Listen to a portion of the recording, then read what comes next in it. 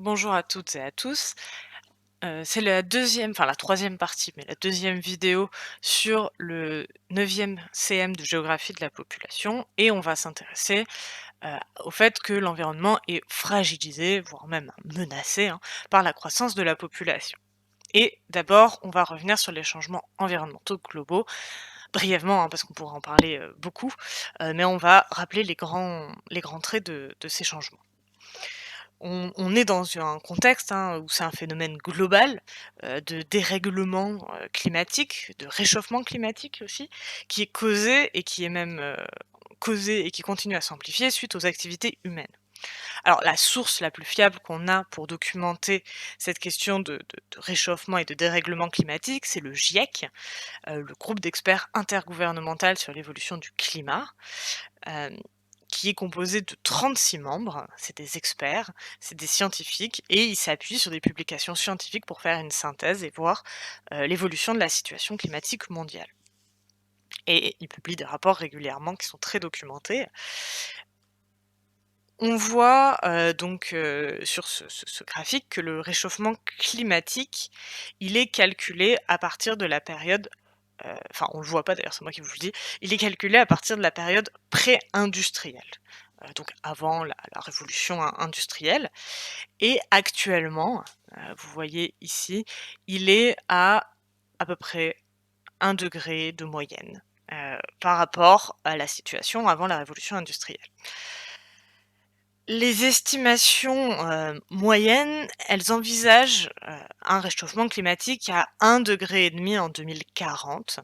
Mais alors attention, c'est, la version optimiste parce que ce réchauffement de 1,5 degré en 2040, c'est si et seulement si les émissions de CO2 réduisent de, 45 entre 2010 et 2030 et qu'elles atteignent 0 d'ici 2050. La version moins optimiste, c'est parce que si elles se maintiennent, hein, juste si elles se maintiennent, le réchauffement anticipé, il est de 3 à 4 degrés d'ici 2100. Donc d'ici quelques décennies, en fait, les températures atteintes, elles n'auront jamais été vécues par notre espèce. C'est des températures qui n'ont pas eu lieu sur la planète depuis 14 millions d'années.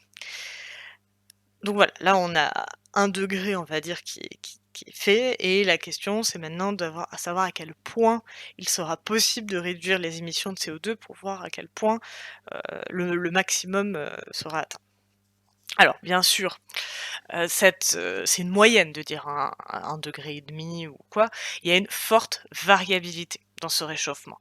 Elle peut être en fonction des lieux déjà, tous les espaces ne sont pas autant concernés et c'est le cercle arctique qui est le plus touché. Vous voyez ici, il y a des petits espaces, où au contraire on a un refroidissement quand c'est en bleu, en moyenne. Et la variabilité, elle est aussi en fonction des années. Il y a des années froides et des années chaudes. Alors même si la variabilité en fonction des années, les anomalies de température tendent à être de plus en plus vers le chaud plutôt que vers le froid. Il y a des vidéos de la NASA, je vous ai mis un lien ici, qui permettent de voir en fait l'évolution des écarts de température, ça rend assez visible, hein, là je vous ai mis une capture d'écran.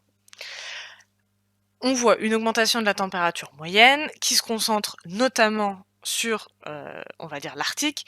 Donc ça a une conséquence, c'est la fonte des glaces situées au pôle, avec une diminution de la banquise, hein, de la couche recouverte de glace, qu'elle soit arctique ou antarctique. Et cette diminution de la couche de glace, hein, là vous voyez, c'est la même, le même mois, mais, avec des années d'écart et on voit bien qu'elle représente moins d'espace.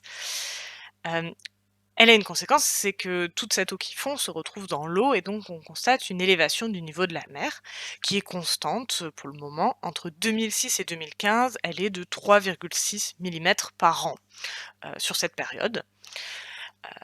Et cette augmentation du niveau de la mer peut conduire à la disparition de terres habitées. Mais alors il y a aussi beaucoup d'autres conséquences du réchauffement climatique, sur les océans, l'acidification des océans, la baisse de l'oxygénation des océans, donc des conséquences sur la biodiversité marine. On pourrait rentrer plus dans les détails, mais c'est les idées principales sur les océans. On a aussi sur les continents, des conséquences sur, l'augmentation, enfin la désertification, c'est-à-dire l'avancée des déserts qui se fait au détriment des terres arables et des cultivables. Cette désertification, elle concerne 500 millions de personnes. Ça crée des pénuries d'eau, ça augmente la fréquence des incendies et sur le vivant aussi, une disparition des espèces végétales et animales, à une vitesse quasiment jamais vue. C'est-à-dire que le seul moment où les espèces ont disparu plus vite, c'est au moment où il y a eu la disparition des dinosaures. Et on parle actuellement de la 6e extinction de masse. C'est-à-dire que dans l'histoire de la planète, il y a eu plusieurs fois des extinctions de masse, comme celle qui a tué les dinosaures. Et là, on est à une vitesse de disparition des espèces qui nous fait entrer en fait dans une nouvelle extinction de masse des espèces vivantes. Là, vous avez quelques chiffres sur les espèces animales. Tout ça, c'est une conséquence des activités humaines.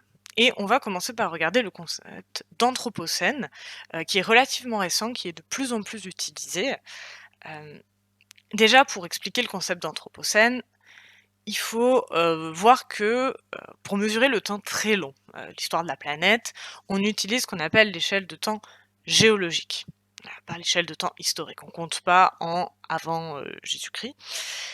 Et pour parler de l'échelle des temps géologiques, le temps est séparé en ères géologiques, on parle d'ères géologiques, qui ont des caractéristiques similaires pendant la durée de l'ère et souvent, enfin toujours, elle représente plusieurs millions d'années. La dernière époque qui a commencé, c'est l'Holocène, que vous avez, ici, là, juste avant aujourd'hui, qui commence après la dernière glaciation et qui dure depuis 10 000 ans. Donc c'est très, très, très court par rapport à toutes les autres, hein.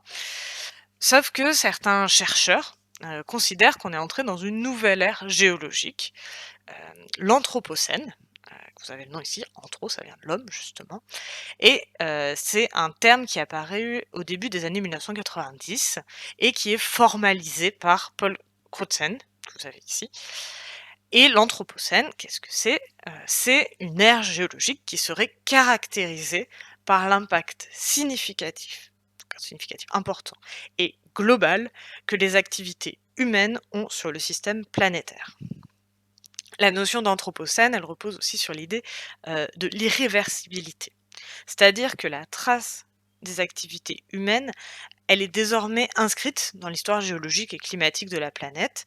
Heu, Elle est inscrite à tel point que les scientifiques du futur pourront la dater, parce qu'on retrouvera, dans les roches, dans les glaces, les traces de l'activité humaine. C'est un concept scientifique qui est encore en cours de formalisation, et par exemple, un des éléments importants, c'est la question de la datation. À partir de quand serions-nous dans l'anthropocène? Et il y a plusieurs propositions. Hem, Paul Crutzen, celui qui a formalisé, qui a formalisé, on va dire, diffusé ce concept, lui, il date à partir de la révolution industrielle, puisque c'est le début des émissions massives de gaz à effet de serre. D'autres scientifiques, disent que c'est à partir du néolithique, avec l'apparition de l'agriculture et de l'élevage. Et d'autres encore, pensent plutôt au milieu du XXe siècle, avec, par exemple, la date de 1945 qui est retenue, parce que ça correspond à l'accélération des changements. Augmentation, de la population, augmentation des émissions de gaz à effet de serre, disparition d'espèces animales, perte des forêts, augmentation des surfaces de terre exploitées, et cetera, et cetera. Bon, ça change pas grand-chose à l'échelle, géologique, hein, puisqu'on parle c'est souvent des aires de millions d'années. Et ce qui est intéressant en fait avec ce concept d'anthropocène, c'est que ça replace la crise environnementale mondiale actuelle, hein, qu'on est en train de vivre, dans le temps long de la géologie. Et ça montre, et ça c'est assez fou de se dire ça, mais c'est le cas, ça montre que les sociétés humaines ont désormais la capacité technique de modifier ce qui a mis des millions d'années à se former. C'est-à-dire, la capacité à modifier la composition chimique de l'atmosphère et de l'océan, leur température, la composition du couvert végétal, l'épaisseur et la composition des sols, la nature des roches, et cetera, l'action sur les espèces animales et végétales. Donc voilà, une capacité de modification en profondeur des déséquilibres, de la planète. Alors c'est une notion qui est débattue. Il y a des géologues qui sont pas d'accord, ils considèrent que l'anthropocène, c'est une notion qui relève de l'histoire et non de la géologie, par exemple. C'est une des critiques qui est faite. Mais voilà, en tout cas, vous pouvez, c'est important de connaître, c'est un terme qui prend de plus en plus de place dans le discours scientifique. On va, revenir sur la pression anthropique. Alors la pression anthropique, c'est un mot, qui sonne bien pour dire en gros, la pression humaine sur l'environnement et quelques caractéristiques, que je voulais vous redonner. Le réchauffement climatique, ça apparaît comme le symptôme d'une crise, on va dire, de la pollution. On a parlé de la crise des ressources avant. Le réchauffement climatique, c'est vraiment le symptôme d'une crise de la pollution. Heu, Quand on regarde les flux, annuels de CO2 vers l'atmosphère, donc c'est tout ce que vous avez là les 2 premiers, ceux qui vont vers le haut, c'est ceux qui sont émis par, on va dire les activités humaines. Et quand on regarde les réservoirs terrestres et océaniques, donc c'est les capacités de recyclage de la planète, et ça vous avez, en clair le bilan, eh bien on voit que le recyclage permis par la planète, n'est pas suffisant en fait pour, absorber la capacité de déchets émis par les activités humaines. Je voulais vous montrer un peu une répartition des émissions de gaz à effet de serre par secteur. Alors ce sont des graphiques et des chiffres qui sont très variables selon, les regroupements des différents secteurs, et donc souvent les chiffres sont un peu, enfin on va dire les catégories sont choisies en fonction de ce que la personne veut dire. Mais là l'idée c'est de repérer qu'est-ce qui, est important. Bah, ce qui est important, c'est, tout le secteur de production d'énergie qui se divise en plusieurs, éléments, l'agriculture aussi et l'industrie qui jouent un rôle important.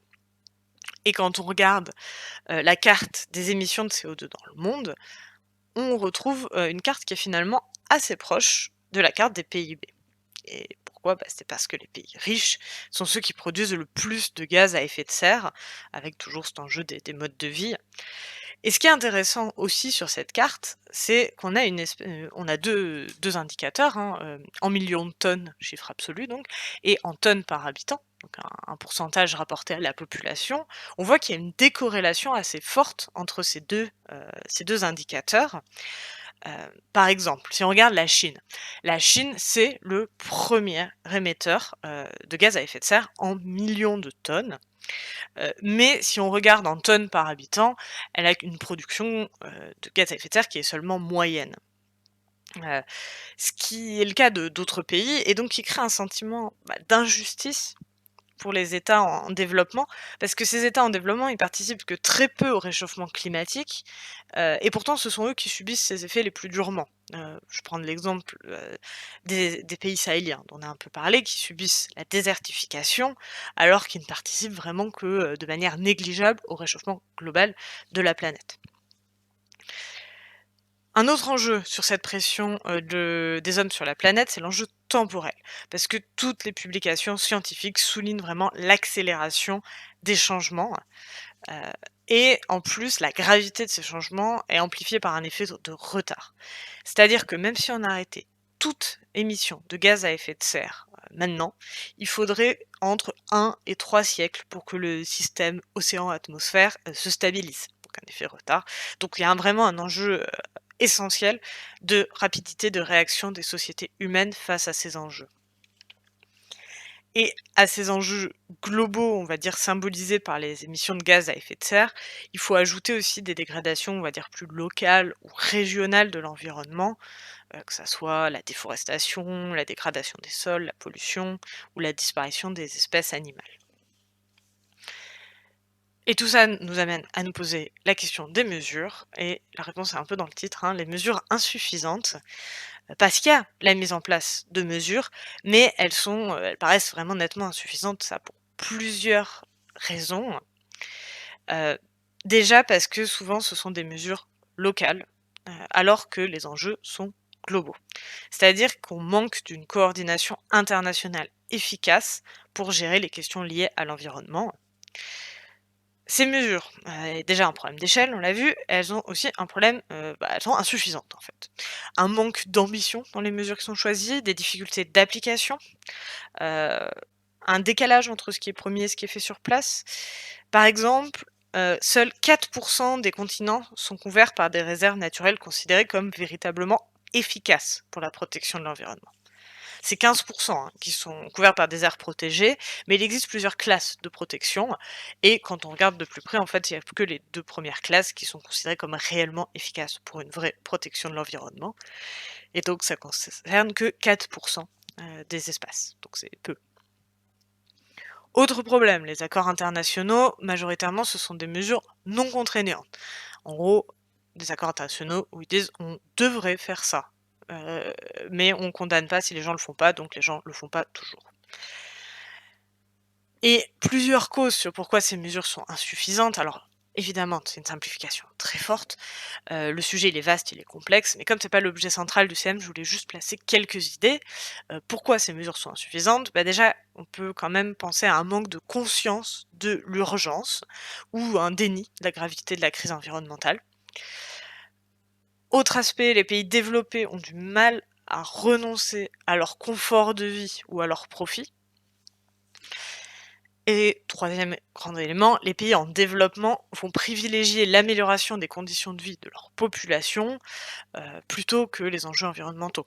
Dans l'ordre des priorités, c'est d'abord l'amélioration des conditions de vie. Donc voilà, tout ça fait que les mesures paraissent insuffisantes.